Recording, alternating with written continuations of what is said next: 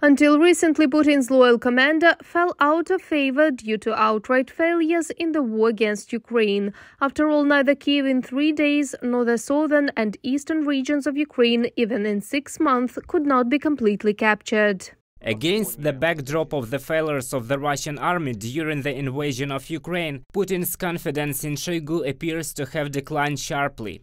Even friendship and joint trips to the taiga with Putin did not make Shoigu untouchable. After all, when the time comes for the Russian president to look for those responsible for the military defeat, he will definitely point to someone other than himself, experts say. If the situation develops unfavorably, I mean unfavorably for Putin, someone from the top military political leadership of the Russian Federation, or the so-called associates, they will have to be given to the crowd in one way or another, let's say figuratively speaking. And for this so-called crowd, Shoigu is almost the #1 enemy, because the trust of Russian soldiers in their minister is not up to par. This is confirmed by British intelligence. The military ridicules Shoigu for his ineffective leadership and lack of combat experience.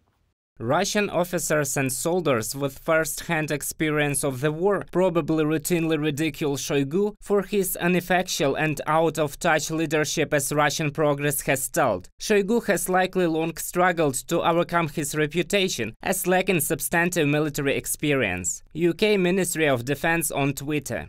They are very offended by the fact that, for example, Shoigu dragged the employees of the Ministry of Emergency Situation, where he was the minister, to key positions in the Ministry of Defense. He also dragged them to the governor's post, which he held for a short time. The level of corruption that was established in the Ministry of Defense of the Russian Federation under Shoigu is high.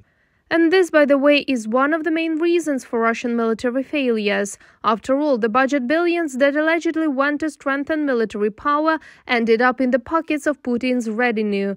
But it seems that the Russian Minister of Defense will have to be responsible for everyone. So far, he's just been suspended, and only from command and control in Ukraine. But Putin can go further. They will put all the blame on him. He will be found guilty of failing to capture Ukraine. The punishment can differ from resignation and oblivion to criminal prosecution or even extrajudicial execution, or poisoning, for example. Experts believe that for the time being, there will be no demonstrative removal from the post of minister or public disgrace against Shoigu. The Kremlin still fears popular unrest, but the fact that they understand their defeat and are trying to appoint the guilty ones is obvious. Reported by Marina Stepanenko, Ksenia Barvinenko, UATV News.